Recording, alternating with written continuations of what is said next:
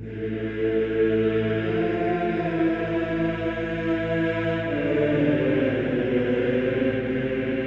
happening, everybody? Welcome back to Consolidating Power and our third video in our Eternal Rewards series of deck guides.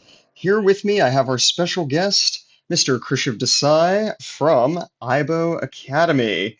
He's an excellent Star Wars Unlimited player, commentator, and also is an accomplished player in a variety of Japanese card games that I will not play. How you doing today, Krish? Why don't you tell us about yourself and your channel? I'm doing great, Lucas. Thank you for that lovely introduction. Yeah, I think you basically covered it. Yeah, I make videos about a bunch of card games. The main two I play, of course, being Star Wars Unlimited and another unmentionable, which will be very obvious if you ever click on my channel. And I also do coaching, and I also do casting, and I also do all those sorts of fun things. And occasionally, I'll get Lucas into an influencer event when required, so he can meet Mon Mothma occasionally, when I can. I that might have been one of the best Star Wars related experiences of my life. So very, Oh, very it's absolutely it's yeah, probably number one. Yeah, it's yeah, crazy. absolutely, Well, for absolutely. me, yeah. No, same. So today we're going to be covering perhaps a spicy deck that somehow has not top eighted any of the Eternal PQs to this date, which is going to be our Boba Red Splash Base. So why don't we talk a little bit about Boba himself? All right, Boba Fett back from the dead after over a year. In fact, we haven't had him since I believe the end of the Set 2 meta and your beautiful showcase, which one of the first Oh, times I ever played Star Wars Unlimited was with you at Darksphere, I believe, against yes. you in your Boba showcase. This was the very first pre-release I went to for the game. I won, and I pulled this in my prize packs. So this has literally been with me since the start. Boba's a crazy leader. We all know this. It's overstated. Both its effects are insane. Resource cheating, all these crazy things. And as you say, we actually have not had this leader in the game since set three. Right. So it was banned at the start of set before we got set three. So there has been a lot that has come out since this leader was in the game, but it was a dominant force, viable in all aspect combinations, particularly Boba Double Yellow. And I think what made it so powerful, as you say, is just it's the combination of the stats and the leader ability. Like fundamentally, this is always strong. It's tempo positive. It comes out early, comes out overstated, untaps your resources, so you can play more cards faster than your opponent. Just an absolute beast. And then we'll go through some of the cards, but there's some pretty cracked cards it has as well. Absolutely. I think it's really crazy that he hasn't really made a showing in the Eternal meta so far. Maybe that's because of Django. He's not able to get his attacks off to untap his resources, but he still has the best stats in the game, and I'm really hoping that we can get him back in the mix, especially with some of the recent bannings to put a tamper on I some think people are Django. just not playing it. I think it's one of those things. It's been so long, and Django was so tier zero when it was banned that it's people's immediate reaction, right? And also, there's some very obvious. I mean, even Django, not to go on too much of a tangent, but like Django, for example, a lot of the lists I was seeing weren't playing things like Top of the Summit, and I'm like, if I've ever Oh, seen right. an obvious update to a deck, it's put Top of the Summit in Django, but people aren't playing that, right? So there's a lot of exploration for the Eternal format to come for sure.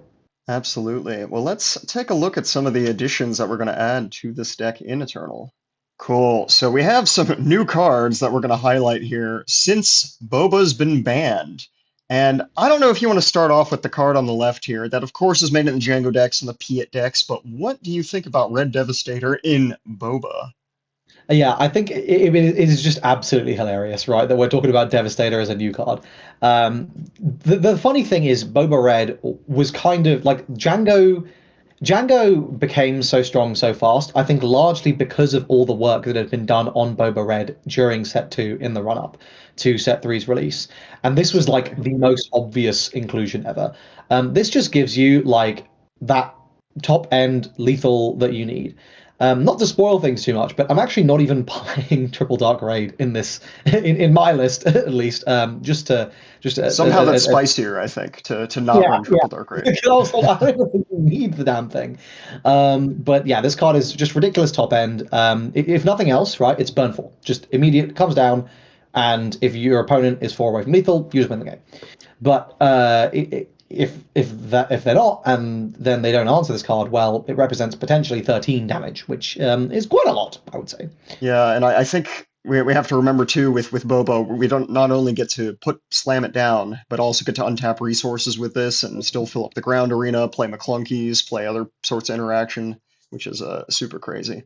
Then we have a card from the Twin Suns decks, which I'm thrilled that are coming out in just a few weeks. And there are some cracked cards in here, and I think the biggest staple across any red-yellow deck from here on is this new Maul, a 4-cost, 5/4 Sentinel with the Fleet Lieutenant effect. Like, what were they thinking when they made this? This is quite literally one of the most broken things I've ever read in my life. I mean, to begin with, right, we've been struggling at 4 for good Sentinels. Like that, objectively true statement. Unless you're basically in green heroism, or blue force, right? When we got Chiriton set 5, and then we got Typho in set 6. Pretty much, we're struggling on for these nice Sentinels. So they print a 5/4 Sentinel in yellow red. Okay, already this would have been good. It's also Underworld and Force traded. They could have stopped there. Why? Why does it also let you action cheat? We may never know, Uh, but it's absolutely insane. yeah, the fact that you get an Underworld Force Fleet Lieutenant with Sentinel is nuts. The stats are crazy. The Underworld is allowing us to McClunky it back to hand and then get more action cheating with it on the next turn, do the additional damage. I think we're not doing it in your version of the deck, but can you run a Boba Red Force and you run like Force 100%. Throws and 100%. There are so many. This is the thing with Boba, right? Like, this leader was ubiquitous for a reason, and it will continue to be so. The card pool has only expanded. My version is the, not to spoil it too much, but we're playing the red splash base. That means we could be playing Tarkin Town. We could be playing Force. We could be just playing 30, and that might be the best way to do it. I'm not playing Triple Dark Raid. We could be playing Triple Dark Raid. Like, and that's just red. It's yeah, so ridiculous. absolutely. We'll get to a slide about the splash base here in a minute, but I think this is an incredible toolbox deck. It might be the most toolboxy deck in the format, perhaps, and the ways that you can build it. And speaking of a kind of a crazy toolbox card, we've got this Lawless Time interrogation droid here. And how do you feel about this one? Who designed this card? Like, like, okay, yes, it is a 1 HP unit, and I think that's legitimately the only negative thing you can say about this card, particularly in a Django world where it's just going to get pinged and die. But to be honest with you, if my 2-drop unit comes down, taps my opponent's unit, so I'm not losing the damage race, and also rips a card from their hand while also presenting a threat that they have to deal with, I'm pretty happy like with that exchange. Yeah, the only other downside I can see is maybe if you had no other turn ones, but that's not really a Yeah. position you want to be in anyways. But yeah, crazy tempo card here just to really start shutting down, put them behind, clean It up on the also exhausts board. any enemy unit, right? Oh, Like this true, is, true. like I remember, like we were playing Cartel Spacer, which was limited to 4 costs or lower, but now we just go, oh, nice Devastator, bozo. How about put it down, and now I will win the game instead. Yeah, if you can hang on to 2 resources to hold up this or No Good to Me Dead, especially against Django TDR when they TDR something out, yeah, just throw it down and then discard something else from Django's hand. I think you'll be winning that race. Yeah, or they sneak attack something in, and you're just holding this, like, and it's just a good card to play. Like it's win-win. Absolutely. All right, so now for my Chancellor Spice segment. I'm going to keep this one brief, and I'm not picking a card this time. We're picking a set. We're picking Spark Rebellion, and just so we're all aware of how incredibly busted this set was in power level compared to every other set, I went and counted how many Spark Rebellion cards we had in your list, Krish, and it's 29 out of 51. 29 cards. That's 3/5. But does that include the leader? Oh no, no, there we go. Boom. So, so yeah, insane how much heat is packed in a Spark Rebellion. If we're adding Shadows of the Galaxy, I think it's about 4/5 of the deck. That is only three or Yeah, four cards yeah. total. Um, yeah, and what I want from FFG is them to print another set like this. You know, we really need some bangers. They've told us it's Ashes of the Empire. We'll see. But the closest we're going to get to the power level of Spark Rebellion is these Twin Suns cards, and I think if you went ahead and sold your Spark Rebellion collection, that was a mistake. Yeah, I agree. I think the Twin Suns cards may be better. Maybe. Well, we'll have to see, but there's definitely some bangers in there for sure.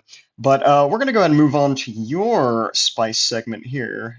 So we have the AIBO spice.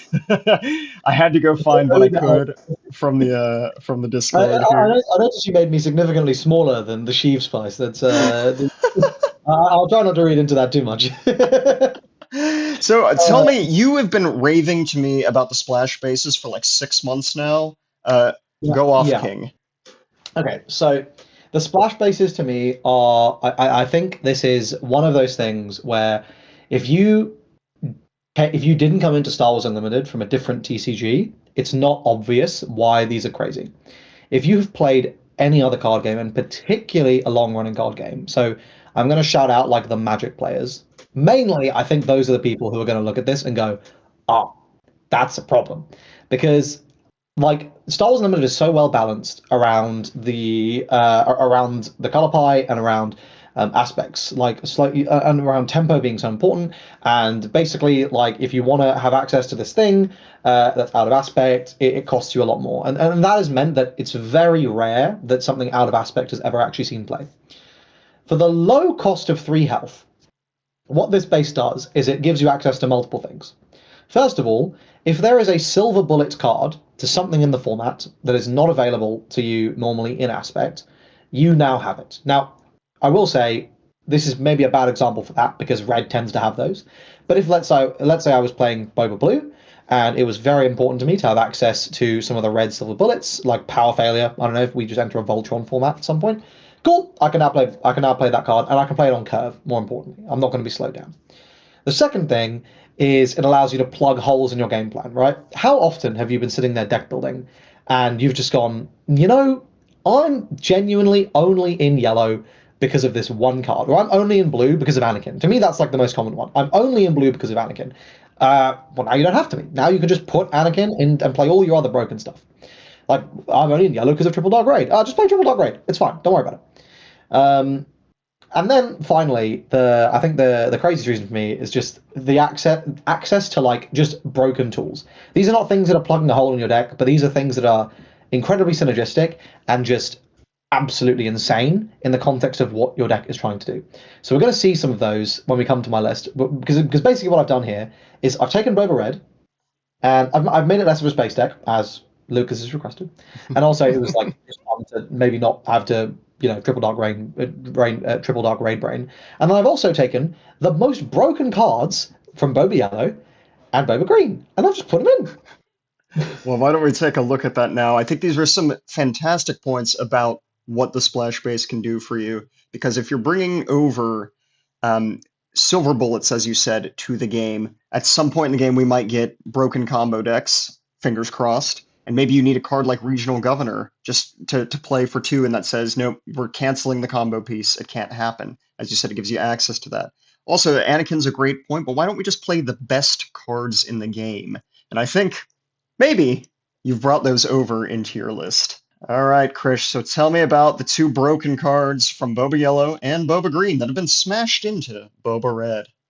So this is I'll just quickly mention this is 51 cards. Americans, sorry, I can't. I don't take insult. I don't Uh, take insult. yeah, we'll just yeah. I was like, why not jam 3 copies of Cunning in and 3 copies of Overwhelming Brush?